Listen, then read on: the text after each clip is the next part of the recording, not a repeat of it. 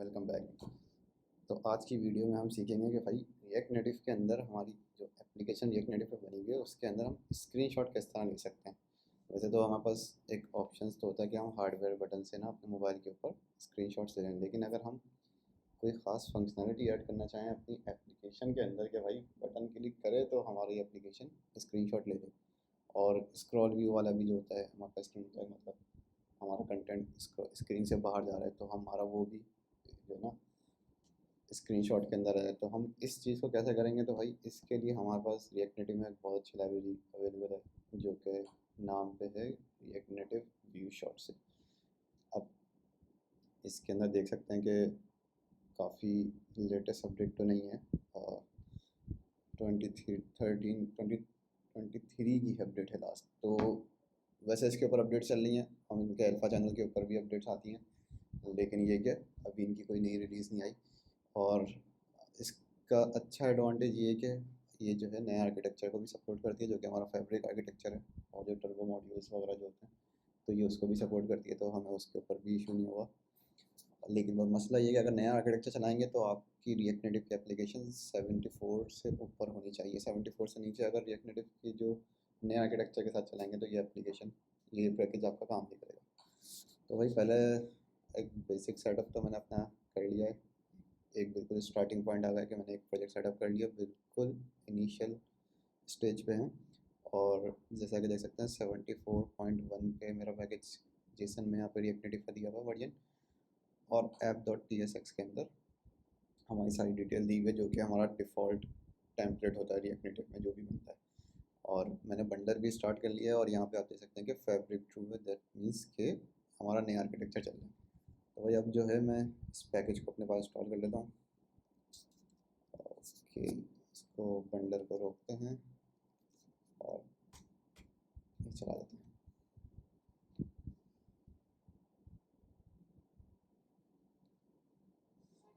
तो ये पैकेज तो इंस्टॉल हो गया है। अब क्योंकि हमारे पास ये package as a native dependency add हुई है, नेटिव डिपेंडेंसी लेकर आया है, मतलब iOS और एंड्रॉयड का कोड अलग लेके आए, तो हमें एंड iOS के अंदर जाके पॉड इंस्टॉल चलाना होता है, जो कि हमारा होता है, हम नए आर्किटेक्चर के लिए चलाते हैं। New architecture is equals to 1 bundle execute pod install, ये कमांड हमें चलानी पड़ती है, जिससे क्या होता है वो नया आर्किटेक्चर इनेबल करता है, और जितनी भी नई डिपेंडेंसी होती है जो कि नए आर्किटेक्चर को सपोर्ट करती है तो उसको भी हमारे प्रोजेक्ट के साथ लिंक कर देते हैं।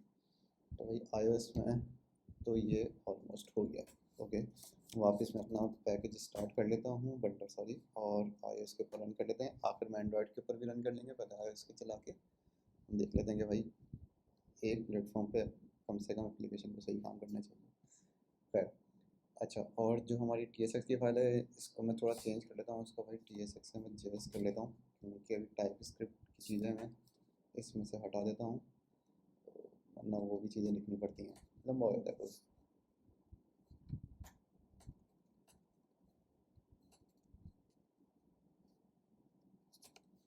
सही, और यहाँ से भी हम इसको रिमूव कर देते हैं, दैट्स इट। ठीक है, ओके, अभी तक बिल्ड नहीं हुआ। और इसमें हम देखते हैं कि हमारे पास दो तीन तरह की एक APIs होती हैं, जैसे कि एक क्या दी हुई है हाई लेवल API। इसमें क्या होता है कि हम व्यू शॉट इम्पोर्ट करेंगे, और जो भी कंपोनेंट का हमें स्क्रीनशॉट लेना होगा ना, हम उस कंपोनेंट को क्या करेंगे, उसके ऊपर ये व्यू शॉट का कंपोनेंट लगा देंगे।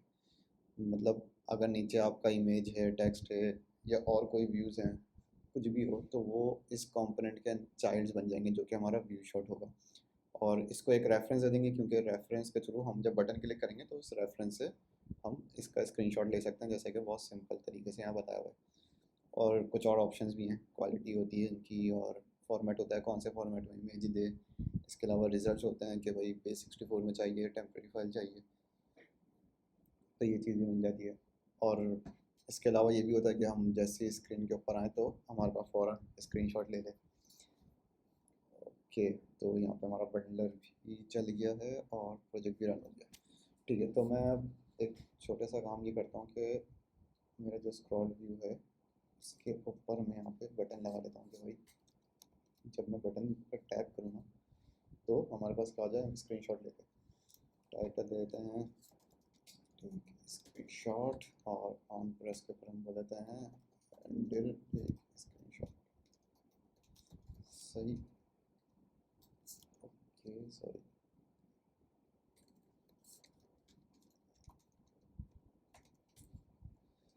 सही है। अब मैं क्या करता हूँ, रिएक्ट नेटिव के जो व्यू शॉट है इसको इंपोर्ट कर लेता हूँ अपने प्रोजेक्ट में, सेक्शन को बंद कर देते हैं। सही है। ओके, तो यहाँ तक तो काम हो गया। अब क्योंकि मुझे स्क्रीनशॉट लेना है, मैं बोल रहा हूँ भाई आपका जो व्यू शॉट है ना, वो क्या करूँ, ये इसके अंदर जो भी कंटेंट होगा ना वो हमारे स्क्रीनशॉट में आ जाएगा। तो मैं बोल रहा हूँ भाई ये सेफ एरिया व्यू को हटा दो, क्योंकि वो तो आपकी स्क्रीन से नॉच वगैरह का हिस्सा कट जाता है। स्टेटस बार की भी ज़रूरत नहीं है, और बटन जो कि मैंने अभी टेस्ट के लिए लगाया है कि भाई स्क्रीनशॉट सही ले रहा है मेरा। तो मैं डालता हूँ सिर्फ स्क्रॉल व्यू को ही रैप कर दो बस। अच्छा, अब व्यू शॉट के अंदर हमारे पास कुछ और ऑप्शन भी होते हैं, जैसे कि ओके पहले तो हमें इसमें रेफरेंस देंगे। जो भी हमें स्क्रीनशॉट लेने के लिए, जो भी हम स्क्रीनशॉट लेंगे वो इस रेफरेंस के थ्रू लेंगे।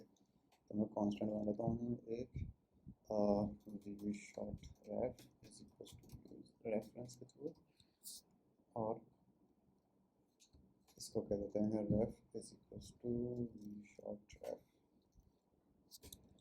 सही है। और यहाँ पे कुछ ऑप्शन भी मिल जाते हैं, जैसे कि ऑप्शंस आ गए ये, इसके अंदर हम दे देते हैं फाइल का नेम, कि भाई फाइल जो भी हमारी क्रिएट करेगा स्क्रीनशॉट जो लेगा उसका नेम क्या होगा। तो हमने बोला भाई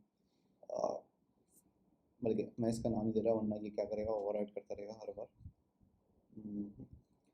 तो इसलिए मैं फाइल का नेम इसको हटाता हूँ। इसके अलावा दो तीन और फॉर्मेट्स होते हैं, जैसे कि फॉर्मेट दे दिया। फॉर्मेट कौन से होते हैं भाई, जेपीजी हो गई, पीएनजी, रॉ और वेब। तो मैं बोलता हूँ भाई पीएनजी में ही हमारी इमेज बनाओ, क्योंकि पीएनजी में क्वालिटी अच्छी मिल जाती है। इसके अलावा क्वालिटी की होती हैं कि भाई 0 से लेकर 1 तक के किस तरह की क्वालिटी चाहिए। तो हमने कहा भाई A1 क्वालिटी दे दो हमें। रिजल्ट्स आ गए। अब रिजल्ट्स थोड़ा सा यूनिक होता है कि भाई रिजल्ट्स आपको किस बेस पे चाहिए। बाय डिफ़ॉल्ट जो है वो हमें टेम्पररी एक फ़ाइल का ना लिंक दे देता है। जो भी हमने स्क्रीनशॉट लिया था ना उसका, वो कैशे में जो है ना उसका जो लिंक होता है सिमुलेटर के अंदर, या एंड्रॉयड के जो एमुलेटर होता है उसमें जो कैशे में हमारी एप्लीकेशन की जो कैशे होती है उसका जो लिंक होता है वो दे देता है। इसके अलावा हम चाहें तो बेस 64 या डेटा यूआरआई या जिप बेस 64 ये भी ले सकते हैं। मैं बोल रहा हूँ भाई अभी टेम्प फाइल ही मुझे रिटर्न कर दो आप। ऑलराइट, तो यहाँ तक तो मैंने ये करके इसको सेव कर दिया। अब हम चेक करते हैं कि भाई वो स्क्रीनशॉट लेगा नहीं। वैसे अभी लेगा नहीं क्योंकि हमने इम्प्लीमेंटेशन तो की नहीं। तो अब मैं बटन प्रेस करने के ऊपर इसको बोलूँगा कि भाई व्यू शॉट रेफ डॉट करंट डॉट कैप्चर। अब ये कैप्चर क्या करेगा, हमारे पास स्क्रीनशॉट ले लेगा। लेकिन ये कैप्चर क्या है, ये कैप्चर हमारे पास यहाँ पे प्रॉमिस होता है। तो इसको रिजॉल्व करने के लिए हम यहाँ लगाएंगे देन, और हमें यहाँ मिलेगा एक इमेज का पाथ। तो हमने कहा उसको यूआरआई नाम दे दो, और यहाँ पे लॉक्स कर दो यूआरआई हमारे पास क्या आया है। यूआरआई सही, इस तरह से कर दिया हमने इसको। लेट्स सी कि क्या होता है। मैं इसको क्लियर कर देता हूँ, और जैसे ही मैं अपनी स्क्रीन का बटन दबाता हूँ तो इसने हमें एक यूआरआई जनरेट कर दिया। ये लो भाई आपकी इमेज इस बात पे रखी हुई है। अब सिमुलेटर में तो अच्छी बात ये है कि हमें अपने जो इसकी स्टोरेज है ना वो अपने मैकबुक के अंदर मिल जाती है। तो मैं इस लिंक को खोल लेता हूँ अपने पास, और फिर देख लेते हैं कि भाई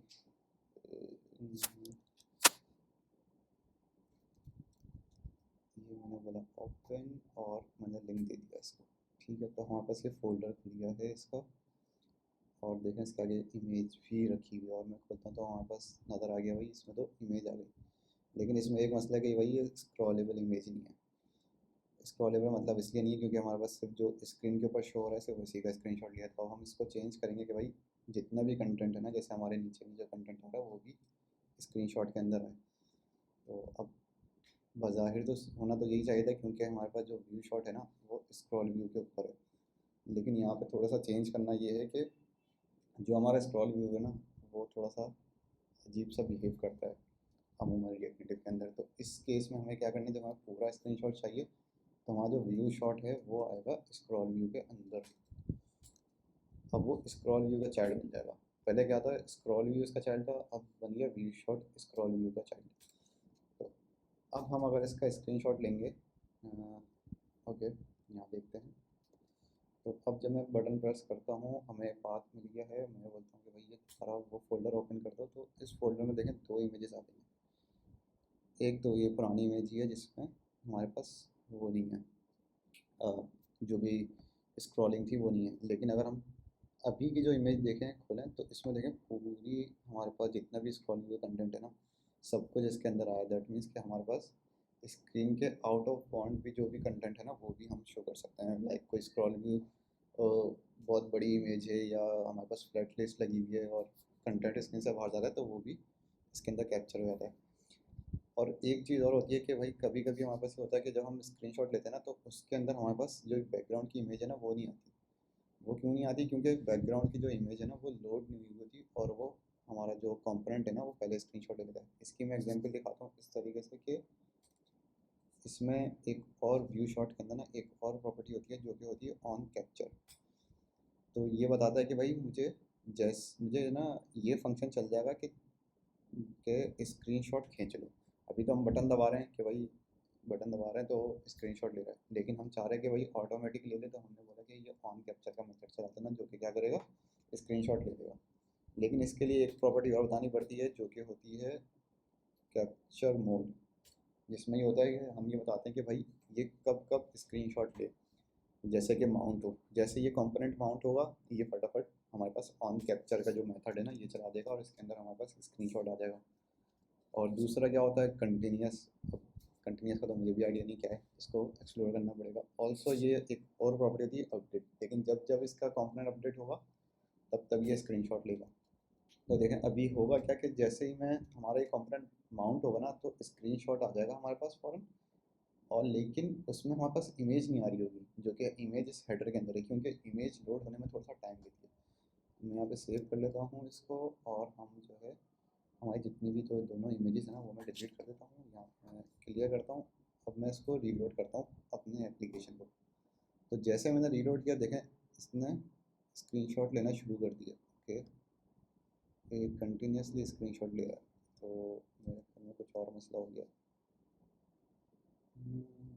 ओह ओके, ये क्या कर रहा है, ये बार बार वो स्क्रीनशॉट ले आ रहा है। लेकिन अब इस चीज़ को रोकने के लिए ना हमारे पास एक और चीज़ भी होती है जिसको कहते हैं कि use call back. Use call back क्या करता है कि वो आपको, जब तक कि कोई उसकी प्रॉपर्टी अपडेट नहीं हो ना, वो स्क्रीनशॉट का वो फंक्शन है वो दोबारा नहीं चलेगा। जैसे कि आप यहाँ देख सकते हैं कि इसमें यूज़ कॉल बैक लगा हुआ है। मैं इसको एग्जैक्ट चीज़ को यहाँ पे पेस्ट कर लेता हूँ। सॉरी, इसको इसको मैं देता हूँ यहाँ पे। ठीक है, और ऑन कैप्चर जो है, जहाँ पे मैंने हैंडल टैग स्क्रीनशॉट दिया था, वहाँ मैं देता हूँ ऑन कैप्चर। तो जैसे ही हमारा ये कंपोनेंट माउंट होगा ना, तो ये ऑन कैप्चर चलेगा। और ऑन कैप्चर के चलते ही हमारे पास एक यूआरआई जनरेट कर देगा वो, जो कि एक प्रॉमिस रिटर्न करता है। और यूआरआई के अंदर हमारे पास स्क्रीनशॉट का पाथ होगा। ठीक है, तो मैं क्लियर कर लूँ ज़रा लॉग्स, क्योंकि बहुत सारी गड़बड़ हो गई थी। ओके, और अब देखें, मैं जैसे इस अपनी एप्लीकेशन को रीलोड करता हूँ ना, तो ओके ये iOS। ओके, तो कॉल बैक इम्पोर्ट नहीं किया, सॉरी, मिस्टेक हो गया यहाँ पे। यस,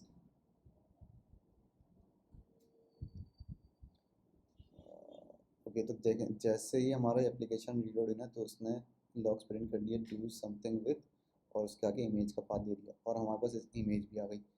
जैसे ही मैंने इमेज खोली ना, तो इमेज के अंदर, ओ सॉरी, हाँ, इस इमेज के अंदर इमेज का जो रिएक्ट नेटिव का जो टैग था वो तो आ रहा है, लेकिन इस बार तो ये गायब नहीं हुआ। मैं दोबारा रीलोड करता हूँ, तो हो सकता है कि हमारा जो केस है वो सक्सेसफुली रन कर दे। तो जैसे ही मैंने किया, तो अब देख लेते हैं, स्क्रीनशॉट लिया लेकिन अभी जा रहा। खैर, ये लंबी हो गई इस चीज़ के ऊपर। वैसे होता ये है कि हमारी जब भी कोई सर्वर की इमेज होती है ना, तो सर्वर की इमेज से क्या होता है कि जितनी भी नेटवर्क की स्पीड होती है वो थोड़ा सा टाइम लेती है सर्वर से इमेज आने में। तो सर्वर से तो इमेज आई नहीं होती, तो हमारा क्या कंपोनेंट अगर फ़ौरन स्क्रीनशॉट ले लेगा, तो वो इमेज होगी नहीं, उस जगह पे एम्प्टी आएगा। तो उस केस को इन्होंने हैंडल करने के लिए बताया कि भाई आप इमेज के ऑन लोड के ऊपर ना आप स्क्रीनशॉट लो, जो भी आपको स्क्रीनशॉट लेना है।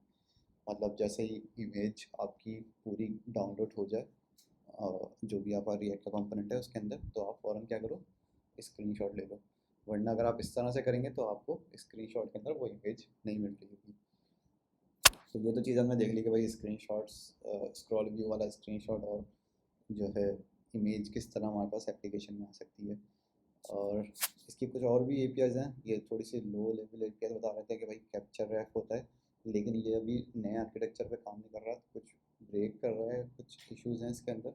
लेकिन ये इसमें होता ये कि आपका ये फंक्शन जो है वो हम लाइब्रेरी से इंपोर्ट करते हैं कैप्चर रैप, और इसमें जो भी कंपोनेंट होता है वो स्क्रीन के जिस भी कोने पे हो, भले वो स्क्रीन के ऊपर आउट ऑफ बाउंड हो, मतलब बहुत नीचे हो और आपकी स्क्रीन के ऊपर विजिबल ना हो, लेकिन एटलीस्ट उसकी कुछ हाइट और विड्थ हो, तो ये आपको उस रेफरेंस, उस कंपोनेंट का रेफरेंस पास करेंगे तो आपको ये फटाफट एक इमेज बना के दे देगा उसकी, कि भाई ये मैंने उस कंपोनेंट के रेफरेंस है ना स्क्रीनशॉट ले लिया। तो ये पेपर आर्किटेक्चर पे तो चल रहा है, आई मीन पुराने आर्किटेक्चर पे, लेकिन नया आर्किटेक्चर पे थोड़ा सा ब्रेक करता है। ऑल्सो यहाँ पर दो तीन और भी चीज़ें हैं, जैसे कि रिलीज कैप्चर यूआरएल, तो ये भी हमें इसी तरह की सिमिलर फंक्शनलिटी प्रोवाइड करते हैं, तकरीबन एक जैसी ही हैं, थोड़ी थोड़ी चीज़ों में जो ना फ़र्क आता है कि आप लोग पढ़ लेंगे तो गुड टू गो हो जाएगा। अ, इसके अलावा तो और कोई सी चीज़ बचती नहीं है, बस ये है कि हम रिजल्ट्स चेंज कर लें, रिजल्ट्स के अंदर base64 मंगवा लें।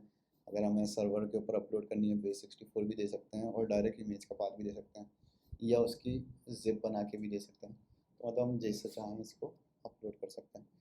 इसको एंड्रॉयड के ऊपर भी रन कर लेता हूँ। ओके, एंड्रॉयड का कुछ इशू आया है मेरे ख्याल से, दोबारा बिल्ड बनानी पड़ेगी एंड्रॉयड की। और एंड्रॉयड पे एक इशू होता है कि भाई एंड्रॉयड पे ना हम देख नहीं सकते कि अपने जो जो भी स्क्रीनशॉट लिया है वो उसकी कैशे में होती है, लेकिन हम वो व्यू नहीं कर पाते कि सिमुलेटर एमुलेटर के अंदर ना वो कहाँ रखी हुई है। तो हम सिर्फ एक लॉग्स जो भी हमारे पास इससे जनरेट होंगे ना, जो हमें पाथ जनरेट करेगा, हम सिर्फ उससे एक अंदाज़ा लगाएंगे भाई ये जो भी लॉग इसने जनरेट किए हैं तो वो सही आ रहे हैं नहीं आ रहे, और उसको फिर हम base64 पे कन्वर्ट करके देख लेंगे कि भाई base64 जो आया है उसको ऑनलाइन किसी टूल पर डाल के देखेंगे कि इसने सही स्क्रीनशॉट लिया है कि नहीं। अगर नहीं लिया होगा तो हम उसको चेक करेंगे कि क्या मसला है, और अगर सब कुछ सही रहा तो फिर हमें किसी चीज़ पे इश्यूज़ नहीं होंगे। ऑलराइट, एंड्रॉयड की भी चल गई है, और एंड्रॉयड ने जैसे ही किया इसने प्रॉमिस रिजेक्ट कर दिया कि मैं तो स्क्रीनशॉट नहीं ले सकता। लेकिन क्यों? तो मैं एक नई वीडियो अपलोड नहीं कर रहा, बल्कि मैंने उसी वीडियो में इसको अपेंड कर रहा हूँ, क्योंकि मैंने आपको बताया था कि वर्जन 4.0.0 जो कि अल्फ़ा 3 ब्रांच के ऊपर है इनकी, उसके ऊपर जो है हम नया आर्किटेक्चर से अगर अपनी एप्लीकेशन चलाएंगे तो आप देखें, जैसे ही मैं एंड्रॉयड के ऊपर लास्ट टाइम हमारा इशू आ रहा था, लेकिन अब एंड्रॉयड के ऊपर ये फिक्स हो गया। अगर मैं एंड्रॉयड की बिल्ड बनाऊँ दोबारा, सॉरी, चने कर अब तो रन हो गया, तो जैसे ही अब एंड्रॉयड की बिल्ड बनेगी ना तो हमारे पास वो फ़ौरन से स्क्रीनशॉट ले लेगा और वो हमें बिल्कुल सही पाथ दे रहा है। तो इसको मैं आपको दिखाता हूँ, और इसमें हम इसको कन्वर्ट भी कर देते हैं base64 में, और देखते हैं कि उस सर्वर के ऊपर जो ऑनलाइन जनरेटर है उसके ऊपर सही आ भी रहे नहीं आ रहे। मैं यहाँ कुछ खोल लेता हूँ, base64 टू इमेज कन्वर्टर, तो इसमें देख लेते हैं कौन सा मिलेगा। ओके, तो iOS एंड्रॉयड के ऊपर एप्लीकेशन चली और देखा आपने कि भाई इसने एक फ़ाइल बना के दे दी है कि भाई ये आ गया आपका इमेज का पाथ। तो मैं इसको पहले इसका रिज़ल्ट बोल देता हूँ कि आप base64 कर दो, और हमें जो भी base64 आ गई ना वो हम देखते हैं कि सही आई हुई है नहीं। सॉरी, मैं गलत जगह कर दिया, मुझे करना था रिज़ल्ट के अंदर base64। ओके, तो अब मैं इसको बोलता हूँ भाई स्क्रीनशॉट लो, टैग स्क्रीनशॉट, तो इसने देखें इतना बड़ा base64 बना दिया। अब यार, अब मैं इस पूरे को कॉपी कैसे करूँगा, एक नया मसला आ गया। तो खैर ट्राई करते हैं, हो सकता है ये बहुत सारा कंटेंट जो है ना इसमें से कट गया हो, तो बना के देखते हैं, क्या पता कन्वर्ट कर दें। तो मैं ये कॉपी पेस्ट करता हूँ base64 इसको यहाँ पे, और फ्लिपर खोलते हैं और फ्लिपर से कॉपी करते हैं, क्योंकि कंसोल से मुझे लग रहा है कुछ इश्यूज़ आ रहे हैं इसको देखिए ना। तो ज़रा ये फ्लिपर खुल जाए, और फ्लिपर के बाद जो भी हमें जो ये base64 मिलता है उसको हम, तो अब मैंने बटन प्रेस किया तो हमारे पास देखिए बहुत बड़ा सा इसने 2 मरतबा प्रिंट कर दिया। वो इसलिए मेरे ख्याल से कंपोनेंट को जो ना वो री रेंडर की वजह से दोबारा उसने ये चीज़ कर दी है। ऑलराइट, मैं इसके जो कॉपी करते हैं और इसका बेस 64 यहाँ पेस्ट करते हैं। अरे भैया इतना बड़ा बेस 64 है कैसे? ओके, फाइनली ये कॉपी पेस्ट तो हो गया और साथ में आप देख सकते हैं कि पूरी हमारे पास जो इमेज है ना, आधी कटी हुई आ रही है हमारे पास से, लोड हो रही है शायद, या जो हमने यहाँ से कॉपी किया है वो कंटेंट पूरा कॉपी नहीं हो पा रहा बेस 64 का, लेकिन ये हमारे पास पूरी इमेज इस तरह से शो हो जाएगी। तो इसका मतलब है कि भाई एटलीस्ट हमारे पास जो प्रोग्रेस है ना एंड्रॉयड के ऊपर वो चल तो सही रहा है।